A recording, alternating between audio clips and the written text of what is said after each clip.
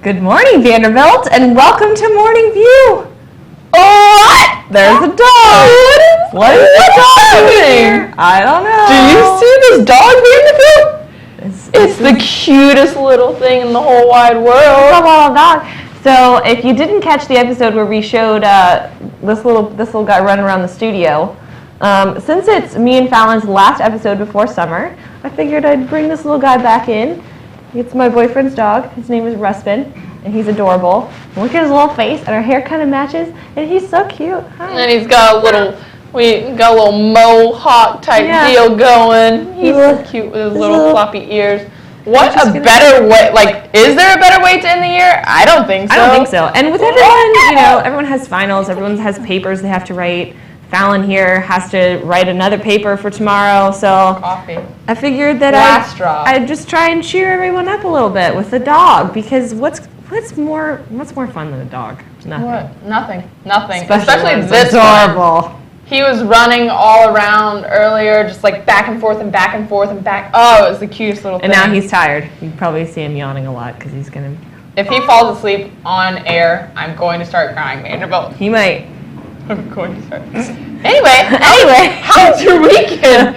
My weekend was okay. Actually, no, it was terrible. It was a terrible weekend, but I ran 14 miles and then collapsed, which was not fun. I would never suggest running a half marathon, guys. It's the worst. Don't ever do that. And in the past week, I have broken my front right headlight and my back left tail light. Cracked both of them in the span of 1 week because apparently, when I get stressed out, my driving skills just go in the toilet. So in 1 week I've done that, and I also the way I cracked my back tail light was I ran into a fire extinguisher box. Classic. So I've also scratched the paint off the back of my car and. Rough week. It's been a terrible week. So we needed the puppy here for sure. We definitely needed the puppy. But something bad has happened every day. And yesterday, day had gone so well. And then I was drinking a big bottle of Coke Zero or something, and the top wasn't all the way on, and I knocked it over, and it just exploded everywhere. Just sprayed everywhere. And I was like, oh my God, what's happening? Never happened to me before. And then I accidentally knocked it over again, and so it exploded again, all over the floors, all over the walls. It's never happened. I'm pretty sure there was a demon inside that bottle. But I'm praying and hoping that today nothing bad happens because I can't deal with anything else. Husband will keep you protected. I know. I just wish I could bring him around with me everywhere. I don't know why, but just the image of a Coke Zero just exploding. It exploded. That's what I get for... Wait. Have you ever tried the Diet Coke and Mentos? It was like that. Yes! But I did not have a Mento inside the bottle. I have no idea what was a late April Fool's prank, perhaps? By the universe, yeah. By the universe. Yeah, the universe is pranking me. By the world. What? I don't know. He's just chilling. He's trying to. You wanna get he him wants on the to table? be in the spotlight. Can we get him on the table a little bit? Nope. He doesn't like that. Can you? Okay. Well, I will give you a little break of being on camera, Mr. Ruspin, and let's hit you with some headlines, Vanderbilt. See what's going on around the world. So, a ferry carrying 459 people, many of them students, capsized and sank off the coast of South Korea this morning. Officials say 293 people are still missing.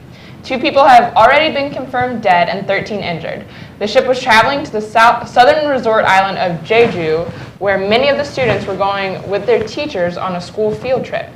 It is unclear what caused the accident, though witnesses have reported the sound of the ship making impact with something before it began to capsize. Murky waters and poor visibility are hindering rescue workers' efforts to find survivors.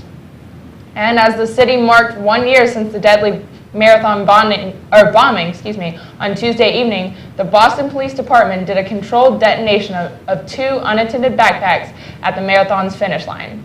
Kayvon Edson, a self-described performance artist, yelled "Boston Strong" as he left a backpack containing a rice cooker. He was reportedly dressed in all black and wearing a veil.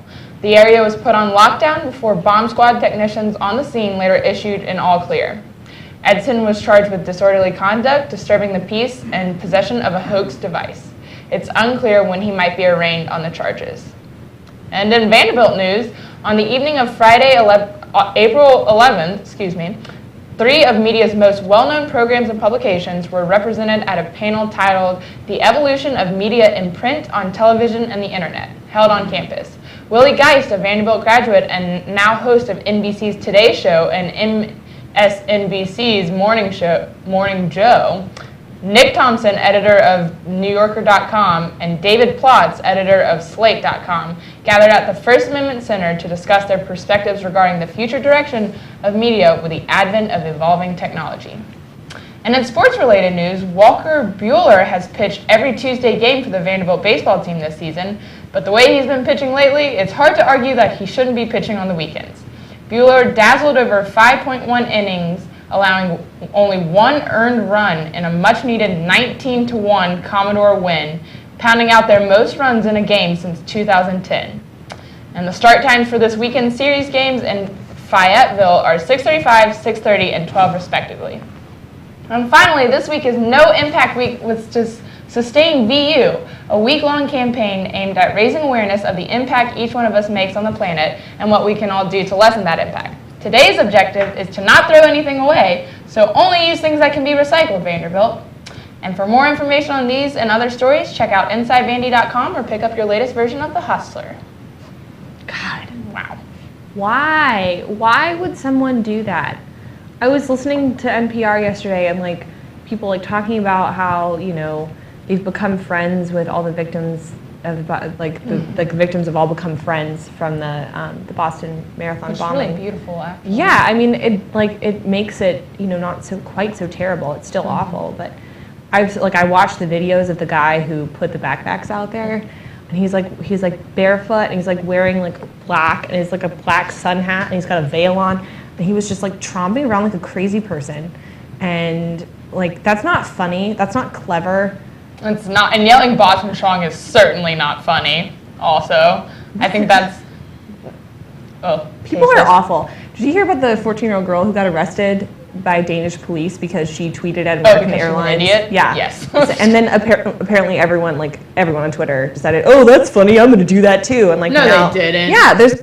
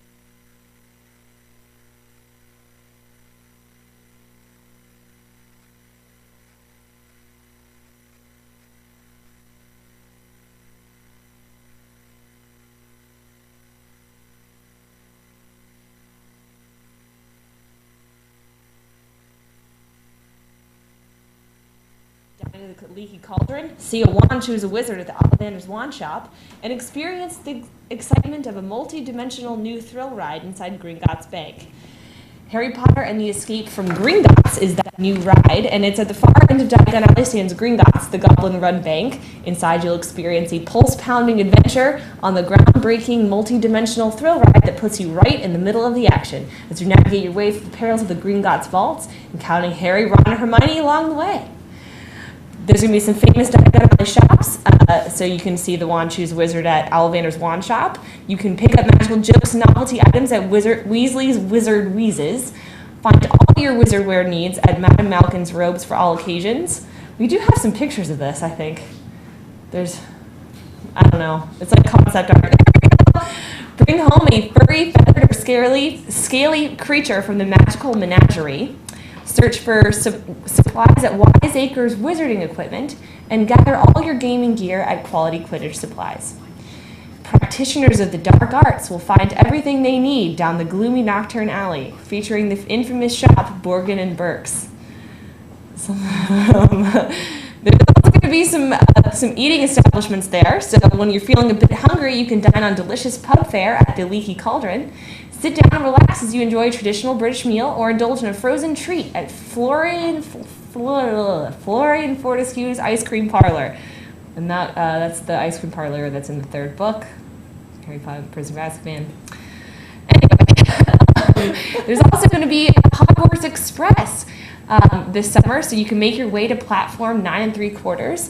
When the Wizarding World of Harry Potter Diagon Alley opens this summer, you'll be able to board the train back and forth between Hogsmeade and London via the Hogwarts Express with a park-to-park ticket or an annual pass, meaning that while the Wizarding World of Harry Potter Hogsmeade is in Isles of Adventure, Harry Potter Wizarding World Harry Potter Diagon Alley will be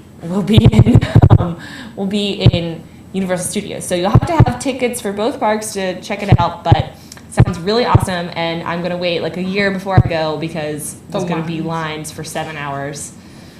It's going to be great. Minimum. 7 hours minimum. Yeah. But go Harry Potter. Woo! Harry Potter. Wow. He's being so good right now. He's like, I'm exhausted. I ran so much. He's also sweating. Like, he's making me sweat. And now he looks so tired. He looks like he's going to take a puppy nap. Oh. He might. I would love that so much. See him. Sleep it, Pop. Go to sleep. Sleep it. Oh. I'm not going to fall asleep in front of you. That is not okay. He's been so good. You're being so good. Okay, sorry. We could actually just sit here and baby talk at this dog all day. So I'll keep you from I guess, that happening, Vanderbilt. So, as a few of you may know, this is the last time I will be on Morning View until 2015. I'm going to Copenhagen in the fall, and while I know my fans will miss me, and I'll miss my dear fans even more, I don't want this to be a sad time for anyone. I mean, obviously, I'm wearing a tiger shirt. I could do a segment about Copenhagen so that you'll know where I'll be, because it's so important to you. Or I could do one about fun things to do over the summer. I figured that would be too normal. In other words, that just wouldn't be me. So instead, I want to show you really funny pictures of cats, because what else is new? Why would I do anything else? And just a shout out to my little Reagan Shay for showing me these beautiful pictures to begin with, because I know she'll get mad at me if I don't say that. So here we go. Well, let's look at some cats. We have a dog. Let's look at some cats. All right, number 1. This is sitting upright in a desk chair cat. Number 2, deliciously plump rotisserie chicken cat. Number 3, boots with the fur cat. Number 4, magic water bottle cat. Number 5, actual full-blown, not faking sourpuss cat.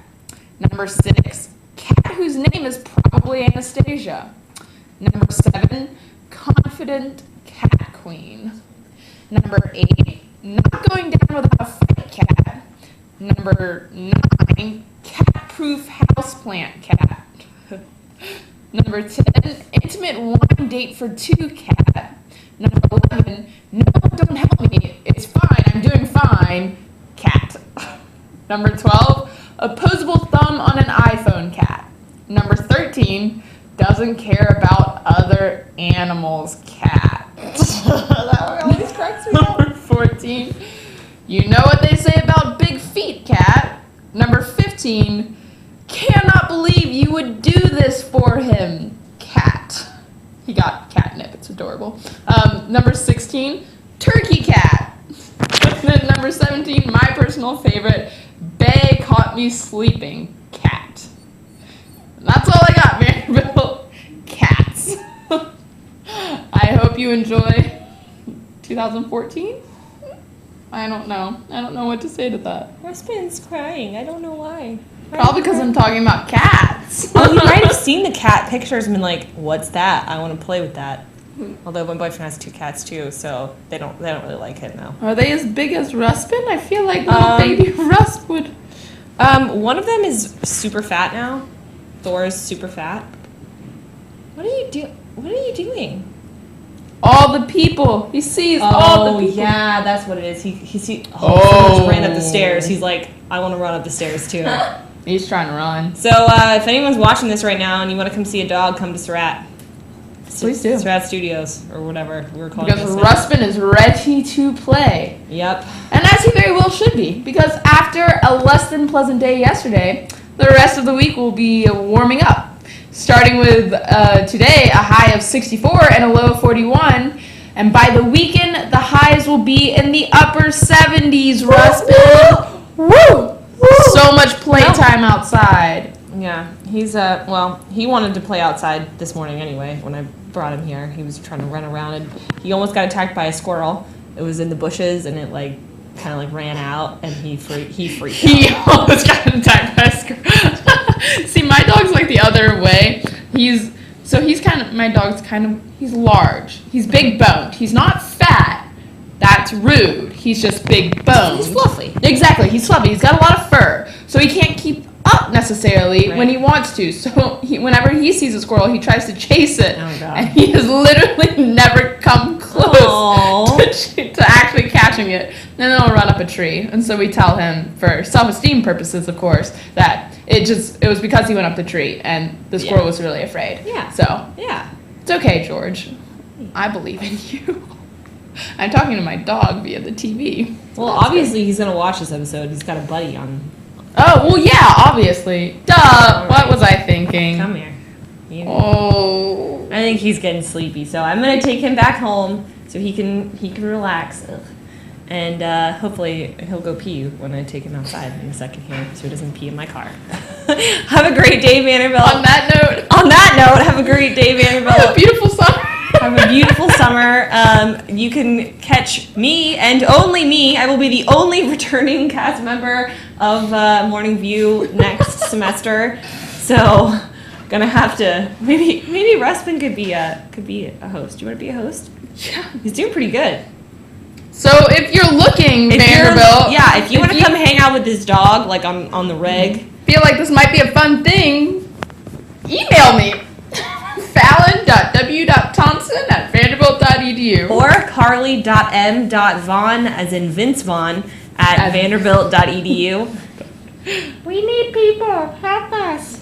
Don't let Ruspin down, Vanderbilt. You really need to. We need you. Freshmen especially. We want to create a legacy. Morning View legacy!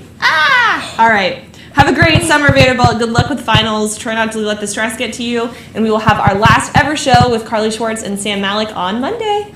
Bye.